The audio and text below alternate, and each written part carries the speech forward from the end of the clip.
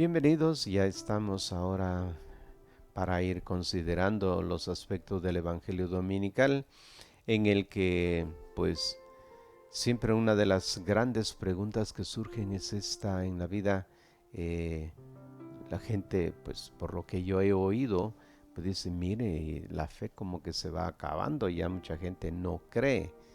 Y uno se pone a pensar en este mundo en el que hay ofertas de religiones, ¿por qué las gentes han dejado de creer?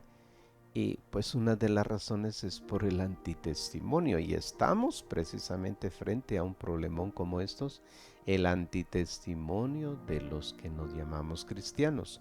Pues una vez más Jesús viene para recordarnos la importancia que tiene el ser testigos de la vida de Jesucristo.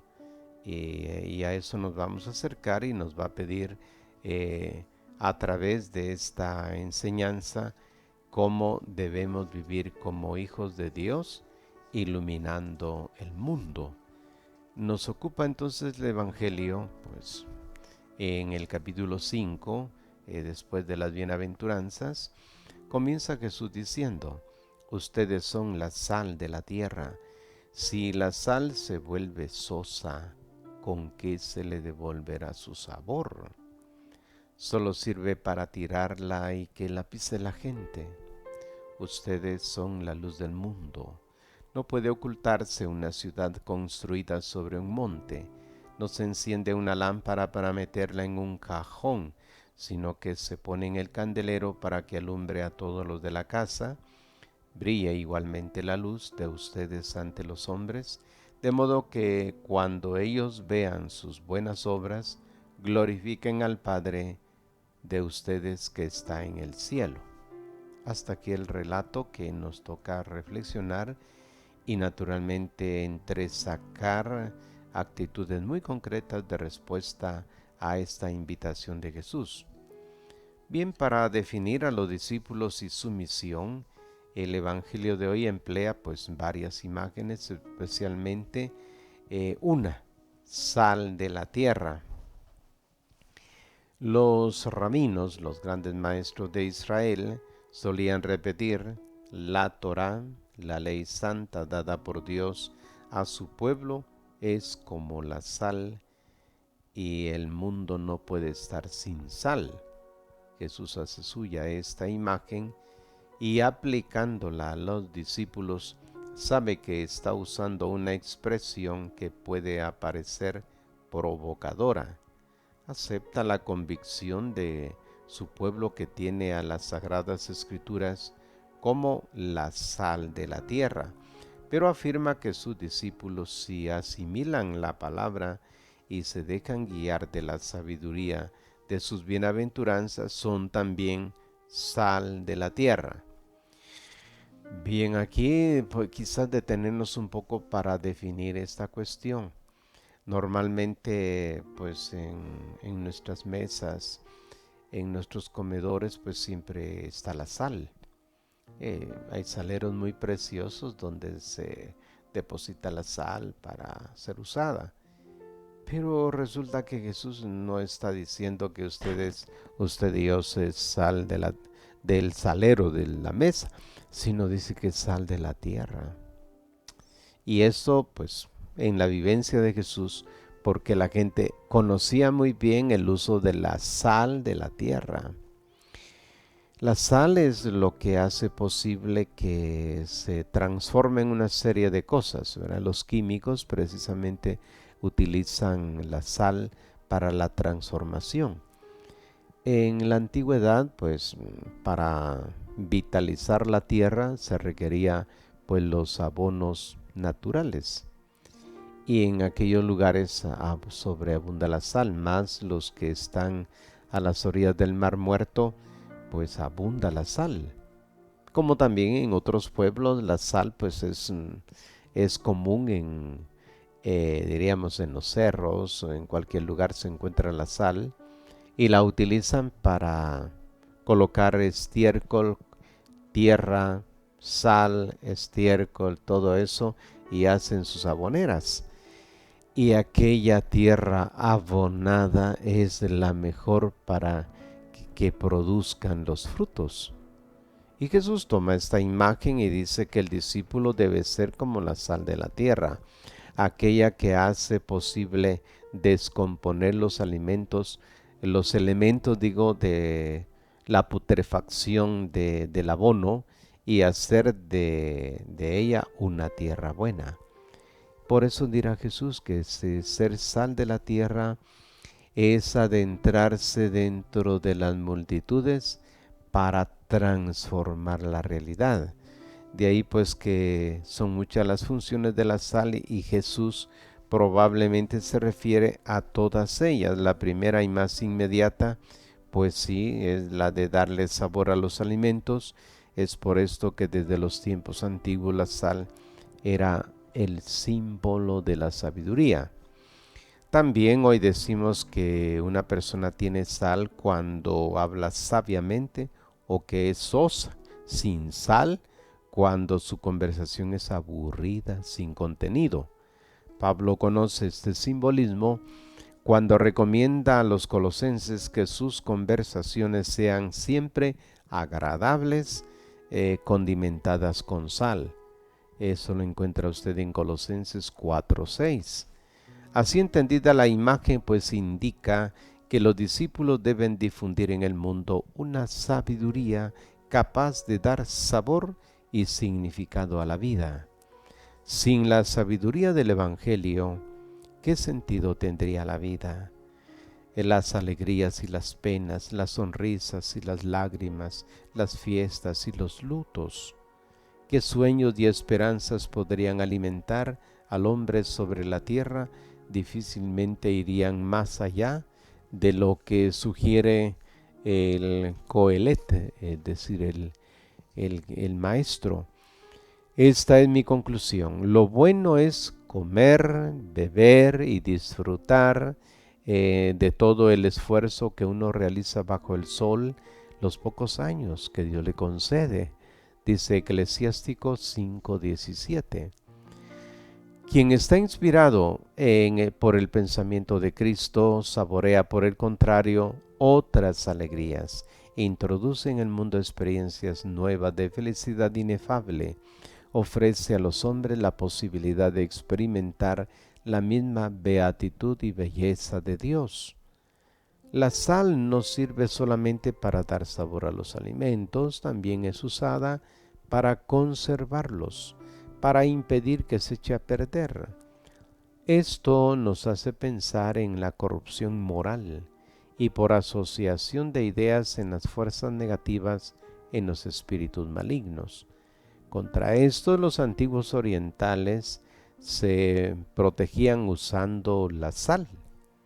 Es de esta convicción atávica de donde se deriva todavía hoy el rito de esparcir sal para inmunizar de maleficios y de mal ojo, que es una cuestión muy común. El cristiano es la sal de la tierra. Con su presencia está llamado a impedir la corrupción, a no permitir que la sociedad guiada de principios malvados se descomponga y caiga en decadencia. No es difícil constatar, por ejemplo, que donde no hay quien dé la voz de alarma, quien no haga presente los valores evangélicos, se difunda más rápidamente la disolución de costumbres, el odio, la violencia, la prepotencia. En un mundo donde se cuestiona la inviolabilidad de la vida humana desde el nacer hasta el morir, el cristiano es la sal que nos hace recordar que la vida de toda persona pues es sagrada, donde se banaliza la sexualidad, donde los adulterios y la promiscuidad no son llamados ya por sus propios nombres. El cristiano afirma la santidad de la relación hombre-mujer y el proyecto de Dios sobre el amor conyugal. Donde se busca el propio interés, el discípulo pues es la sal que conserva, recordando a todo la propuesta heroica, a veces, del don de sí. La sal era también usada pues para confirmar la inviolabilidad de los pactos y acuerdos. Los contrayentes cumplían el rito de comer juntos pan y sal o solamente sal. El pacto o acuerdo era llamado acuerdo de sal. Con este nombre se alude a la alianza eterna estipulada por Dios en la dinastía de David, en 2 de Crónicas 13:5. También en este sentido los cristianos son la sal de la tierra cuando testimonian la indefectibilidad del amor de Dios, cuando anuncian que ningún pecado podrá jamás romper el pacto de fidelidad que une a Dios con el hombre, y con sus propias vidas demuestran que es posible corresponder a este amor divino si nos dejamos guiar por el Espíritu. La parábola de sal concluye con una llamada a los discípulos a no volverse insípidos. La imagen asume una connotación sorprendente. Los químicos afirman que la sal no se corrompe, y sin embargo Jesús pone en guardia los peligros del discípulo de perder el propio sabor. Por extraño que pueda parecer, Jesús los considera capaz de perpetrar cualquier absurdo, de hacer lo imposible como es corromper la sal, es decir, puede hacer que el Evangelio pierda su sabor. Existe solo una manera de combinar este desastre: mezclar la sal con otra sustancia que altere su pureza y genuinidad. El Evangelio tiene su gusto y es necesario pues no alterarlo ni desnaturalizarlo, de lo contrario pues no es más Evangelio. La parábola de la sal es narrada inmediatamente después de la propuesta de las bienaventuranzas. El cristiano es sal si acoge íntegramente las propuestas del Maestro, sin añadir ni modificar nada, sin peros, sin condiciones, con que intentamos ablandar el Evangelio, hacerlo menos exigente, más practicable. Por ejemplo, Jesús enseña que debemos compartir nuestros bienes y que se debe ofrecer la otra mejilla, que hay que perdonar 70 veces 7. Y este es el gusto característico de la sal evangélica. Siempre nos ronda la tentación de añadir al Evangelio un poco de sentido común. No se debe exagerar, es necesario también pensar en uno mismo. Si se perdona demasiado a los otros se aprovechan. No se debe recurrir a la violencia cuando no sea estrictamente necesario. Es así como el Evangelio viene azucarado, se hace practicable, pero pierde su sabor. Es la derrota de la misión indicada metafóricamente con la imagen de la sal arrojada al camino. Viene pisada, dice el texto, como el polvo al que nadie presta atención ni le da ningún valor. La segunda función asignada a los discípulos es aquella de ser la ciudad colocada sobre el monte.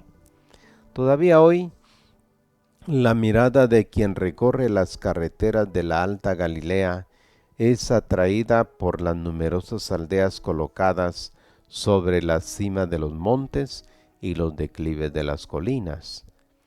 Es imposible no darse cuenta, especialmente en primavera, cuando el berbellón de las anémonas recubre el campo.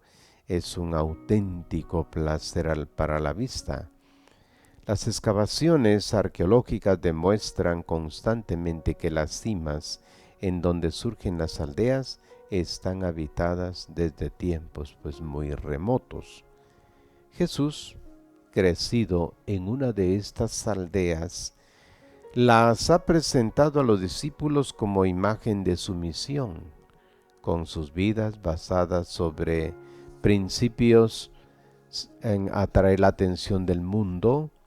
No es una invitación a hacerse notar, a ponerse en un pedestal. Una actitud semejante contradiría pues la recomendación a no practicar el bien delante de los hombres para ser notados, a no tocar la trompeta para llamar la atención cuando se dé limosna. El aviso de Jesús hace referencia pues a un famoso texto de Isaías, donde se anuncia que el templo del Señor será erigido sobre la cima de los montes y a él afluirán todas las gentes. Vendrán, dice, de muchos pueblos, pues de Jerusalén saldrá la palabra del Señor. Isaías 2, 2 al 5. De aquí en adelante, asegura Jesús, no será más a Jerusalén a donde se dirijan los pueblos, sino a las comunidades de sus discípulos. Serán ellas las que atraigan los ojos admirados de los hombres, si tiene el coraje de ajustar su vida pues a las bienaventuranzas. Asociada a la imagen del monte, pues otra imagen es la de la luz. Los rabinos decían, como el aceite lleva la luz al mundo, así Israel es luz para el mundo, o bien, Jerusalén es luz para las naciones de la tierra. Se referían pues a la convicción de que Israel era el depositario de la sabiduría de la ley de Dios por boca de Moisés, que había revelado pues a su pueblo. Algún rabino había intuido, sin embargo, que no solamente las palabras de las Escrituras, sino también las obras de misericordia eran la luz que surgió por orden de Dios al comienzo de la creación. En el texto del Génesis dice que exista la luz, y la luz fue hecha, dice. Se refería no solamente a la luz material o natural, sino también a las obras de los justos. Llamando a sus discípulos luz del mundo, Jesús declara que la misión confiada por Dios a Israel estaba destinada a continuar a través de ellos.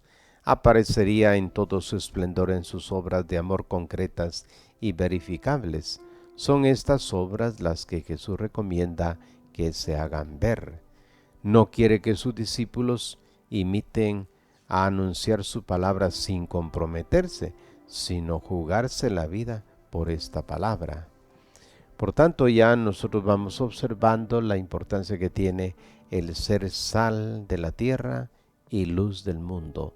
Tema importante para ir pensando cómo ser discípulo que va a ser sal de la tierra para presentar el Evangelio en su forma genuina, y ser luz del mundo porque se tratará de difundir esta visión de Cristo iluminándola con su Evangelio. Les agradezco su atención prestada a este programita y espero más adelante poder seguir meditando esta palabra.